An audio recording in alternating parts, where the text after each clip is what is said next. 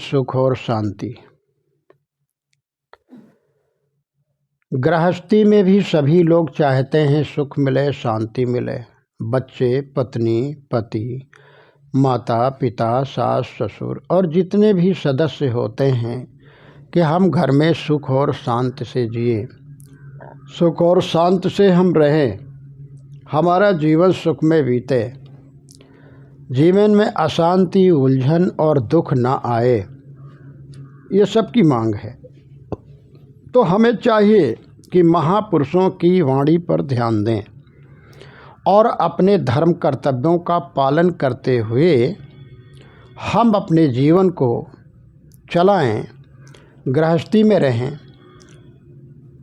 तो हम अपने धर्म कर्तव्यों का निर्वहन ठीक से कर करके, जैसे जिसके जो रिश्ते नाते हैं उन रिश्तों नातों का आदर करते हुए, बड़ों का आदर करते हुए, छोटों से स्नेह करते हुए, मधुर वाणी, शुद्ध व्यवहार, ये सब जीवन में समरसता बना करके जब हम गृहस्थी में रहेंगे तो हमारी गृहस्थी बहुत मधुर सुखमय बन जाएगी और यही स्वर्ग बन जाएगी, जहाँ मधुरता है, जहाँ प्रेम है, जहाँ आपस में सुमति है और जहाँ हर बात एक छोटे बड़े से सलाह लेकर के विचार विमर्श करके जब कार्यों का आरंभ किया जाता है, कार्य किए जाते हैं,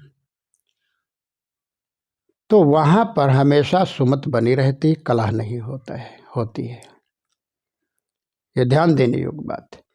और जहाँ सुमत है, जहाँ प्रेम व्यवहार है, आपस में प्रेम है, वाणी से प्रेम रस टपकता है, व्यवहार से प्रेम टपकता है, और बर्ताव किसी के साथ भी करें तो निष्कपट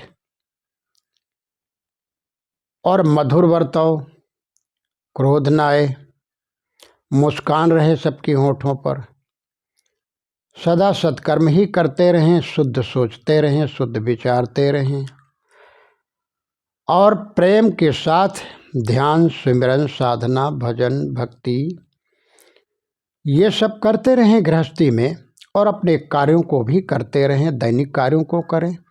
शरीर निर्वाह के लिए भौतिक चीज़ों की ज़रूरत है, उनको भी अर्जित करते रहें, क्योंकि भौतिक जीवन है, भौतिक शरीर है, तो हमें भौतिक चीज़ों की ज़रूरत है।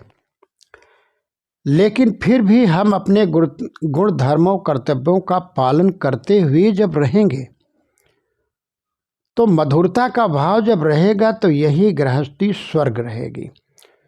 स्वर्ग सर है और स्वर्ग ऊपर नहीं है कहीं।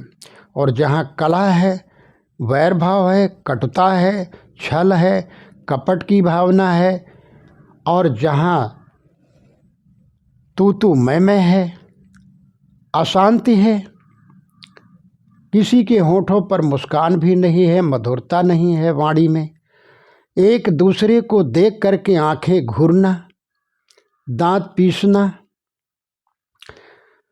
और किसी एक दूसरे का एहसान ना मानना, मर्यादा का ना पालन करना, उलझन भरे जीवन में जीना, यही नरक है। नरक कहीं ऊपर नहीं है, न स्वर्ग कहीं ऊपर है, यही है सब कुछ तुम्हारे हाथों में है। इसलिए साहब ने एक बढ़िया साखी कही है, जो मानुष गुण धर्मयुत राखे शील विचार, गुरुमुख वाणी साधु संग, मन वच सेवा सार। इसमें तमाम बातें आई हैं, मानो पूरा गागर में सागर है। गृहस्थी धर्म के बारे में बताया है कि गृहस्थी धर्म सबसे बड़ा धर्म है और यहीं से सभी लोग निकलते हैं। तो हमारी गृहस्थी कैसे सुखमय बने, कैसे हम सुखी जीवन जिएं, इसके लिए बहुत अच्छे अच्छे फार्मूला, नुस्खे बताए गए हैं। बहुत अच्छा संदेश दिया गया है, उस पर ध्यान दें। जो मनुष्य गृहस्थी धर्म के अनुकूल, गृहस्थी धर्म का पालन करते हुए अपने गृहस्थी में रहता है। राखे शील विचार, शील रखे और विचार के बिना कुछ काम ना करे, विचार रखे रहे। बिना विचारे जो करे सो पीछे पछताए। तो ऐसा भी कोई कार्य न करे जो बिना विचारे हो जाए। धोखा हमारे साथ हो जाए और हम चले जाएं और हम अपमानित हो जाएं, घर में और बाहर भी। ऐसा कोई बिना विचारे कोई कार्य ना करें और शील मुरव्वत जरूर रखें। लोग कहते भी हैं, अरे यार उसके तो जरा भी शील नहीं है, जरा भी मुरव्वत नहीं है। तो देखिए, दया भाव, क्षमा भाव और शील रखना चाहिए। एक दूसरे के प्रति हमदर्दी का भाव, एक दूसरे के प्रति हित की कामना, हित का भाव, विनम्रता का भाव, शिष्टता का भाव और उदारता का भाव। जब हमारे आप सब में रहेगा तो जीवन हमारा उत्तम रहेगा और गृहस्थी हमारी उत्तम रहेगी। तो गृहस्थी धर्म का पालन करना चाहिए शुद्ध से, ठीक से। गृहस्थी धर्म के संयुक्त शील विचारों को, सद्गुणों को हम अपने जीवन में धारण करें। गुरुमुख वाणी सारस, गुरुमुख वाणी साधु संग, सत्य बातों को ग्रहण करते रहे, मन में विकार ना आने दे। गंदे गलत भाव, गंदी वाणी, गलत वाणी, अश्लील वाणी, कटवाणी, कटु शब्द, भ्रमिक शब्द, ये हमारे जीवन में ना आए। कटवाणी, असत्यवाणी, असत्य शब्द, अश्लील शब्द और एक दूसरे को दुखाने वाले शब्द ना हों। वह वाणी न हो जो दूसरे को दुखी कर दे, दूसरे को भ्रम में डाल दे, दूसरे को भटका दे और दूसरा हमारी वाणी से भटक जाए, या दूसरा वाणी हमारी कट वाणी सुन करके आत्महत्या के लिए उद्यत हो जाए, परेशान हो जाए, उलझन में पड़ जाए, तिलमिला जाए, क्रोध आ जाए और हिंसा करने पर उतारू हो जाए। वह वाणी हमारे हृदय में ना हो, वह वाणी हमारे दिमाग में ना आने पाए। गुरुमुख वाणी, सत्यवाणी, सुनो पढ़ो कहीं पर तो सत्यवाणी का ग्रहण करो, सत्य शब्दों को ग्रहण करो, सत्यवाणी के अनुसार सत्य आचरण करो, सत्य कर्म करो और सत्य हमेशा चिंतन, सत्य का चिंतन मनन करते रहो। गुरुमुख वाणी साधु संग, और जब साधुओं का, सज्जन पुरुषों का, ज्ञानियों का संग करते रहेंगे तो सावधान रहेंगे। दुर्विचार हमारे में नहीं आएंगे, बच्चों में नहीं आएंगे, पत्नी में नहीं आएंगे। तो पति पत्नी में सुमति हो, एकता हो।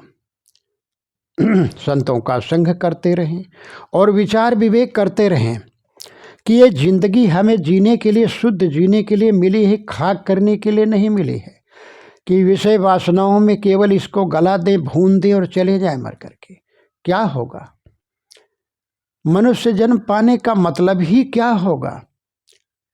संतानों की आवश्यकता है, लेकिन संतान मतलब भर के लिए हों, जो बिच्छू की तरह तुम्हें ही नहीं। कि बिच्छू जब पेट में बच्चे आ जाते हैं तो बताया जाता है कि वे बच्चे बिच्छू को खा करके तब बाहर निकलते हैं। ऐसा मैंने पढ़ा है, देखा तो नहीं है, लेकिन मैंने देखा है। खोखली एक बिच्छू मिली कि जिसके पेट खोखला था, एकदम सूखी बिच्छू। तो बुजुर्गों से मैंने जानकारी की तो उन्होंने कहा कि बिच्छू के जब बच्चे हो जाते हैं पेट में तो वो जन्म नहीं देती, बल्कि बिच्छू इतने कटीले होते हैं वो खुद ही पेट फाड़ करके और बाहर निकल आते हैं। तो हम बच्चों को, संतानों को पैदा करें, जन्म दें, वो भी मतलब भर के लिए, 1-2 हो जाए संतान बस काफ़ी है, ठीक है। उन काम वासनाओं से विरत हो जाए, पवित्र जीवन जीना शुरू कर दें, साधना में जीवन जीना शुरू कर दें, ध्यान में, साधना में मन और इंद्रियों की साधना करें, और व्यवहार जो है वो हमारा बिल्कुल निष्काम भावना में हो। तो बच्चों की इतनी न हो, इतने बच्चे हो जाए, उतने बच्चे हो जाए, इतने सब हो जाए, तो ये न हो कि बिच्छू की तरह तुम्ही को चाट साफ कर दें, चाट करके खा करके ये खाना वो खाना, उधर रोते हैं, उधर पड़े हैं, कोई वस्त्र मांग रहा है, कोई क्या मांग रहा है, कोई भोजन मांग रहा है, कोई ये न लेंगे वो न लेंगे। अब घबराते हैं, संतान पर संतान पैदा करते चले गए, मन और कामना पर अपनी जो है रोक नहीं लगाए। कितनी इच्छाएं बढ़ी, कितनी कामनाएं बढ़ी। काम शरीर से करने वाला तो वो काम और है परिश्रम करना, एक काम है मन की कामनाएं और काम वासना। काम वासनाएं इतनी न हो कि बच्चों पर बच्चे पैदा करते चले जाएं, उबते नहीं हैं, खूब भगवान देते रहो, खूब भगवान देते रहो, ये कामनाएं रहती हैं। फिर बच्चों का जब लालन पालन करना होता है तब बिलबिलाते हैं, बाजार जाते हैं तो कहते क्या लें क्या न लें, कौन ऐसा सस्ता कपड़ा देखें, तो किसी तरह शरीर को ढक देना है, क्या करें। अब इतने बच्चे हैं, सबको कहाँ तक क्या करें, कहाँ तक पहनाएं, कहाँ तक अच्छा खिलाएं। तो जब ज़्यादा बच्चे होंगे तो एक तो लालन पालन में, दवा वगैरह करने में भी परेशानी होगी, कर नहीं पाओगे, स्वस्थ बच्चे नहीं रहेंगे। तो यही दुआ ताबीज झाड़ फूंक करवाओगे, इसमें ठगाओगे, गंडा जंत्र उनके शरीर भर में बांधोगे, परेशान रहोगे, और तुम शरीर से खोखले हो जाओगे, परेशान हो जाओगे, निस्तेज हो जाएंगी सारी इंद्रियां। फिर ये है कि एक तो दिन हमारे वैसे ही मौत की तरफ बढ़ रहे हैं, जीवन के दिन जा रहे हैं, और दूसरे ज़िंदगी के दिन तुम्हारे वैसे ही कट रहे हैं और तुम और अपनी मौत को जल्दी बुला रहे हो। तो सावधान हो जाओ। तो ठीक से उनका लालन पालन भी नहीं कर सकोगे, ठीक से खिला पिला नहीं पाओगे, पढ़ाई लिखाई भी ठीक से नहीं कर पाओगे, शादी विवाह होने में दिक्कत होगी। कितने लोग मिले कहते महाराज 5 लड़कियां हैं, 6 लड़के हैं या 4 लड़के हैं, अब महाराज सबकी शादी करना है, बहुत बड़ा बोझ है, बहुत बड़ा भार है। अब बोझ हो गया तुम्हारे लिए तो अनाप शनाप लड़कियों की शादी कहीं महाराज कर दें, जहाँ पाएँ कर दें, अपना जैसा कर्म होगा, उनका तकदीर होगी वैसे निपटेंगे, चाहे जैसे हों। शराबी मिलते, कबाबी मिलते, कोई बात नहीं, अब उनका जैसा मुकद्दर होगा, लड़की का तकदीर होगी। अब ये कितनी बड़ी मूर्खता है। गाय की तरह तुम कसाई के हाथ में दे दो और चाहे कोई पालनहार के हाथ में दे दो। अब तुम समझ लो हम किसी के हाथ में दे दे, बेचना हमारा काम है बस। तो केवल गाय बैल भैंस न समझो, कोई लड़की हो गई कहीं बेच देना है किसी के साथ, किसी के हाथ, ये भाव न रखो। तो अब क्या हुआ कि अब तुम शादी चाहे जैसे हो जाए, कहीं हो जाए, किसी से हो जाए, कैसे भी हो जाए हो जाए। अब देखो कितनी परेशानी बढ़ी है। तो इतना ना हो कि हम स्वयं बिलबिला जाएं। और स्वयं कितनी माताओं को देखा है जब बच्चे परेशान होते हैं, करते हैं, भूख प्यास से तड़पते हैं और माँ को परेशान करते हैं, कहीं बाल खींचते हैं, कहीं उनकी धोती साड़ी खींचते हैं, कहीं कोई टट्टी किए पड़ा हुआ है, किसी के नाक बह रही है तो किसी को वस्त्र ठीक नहीं।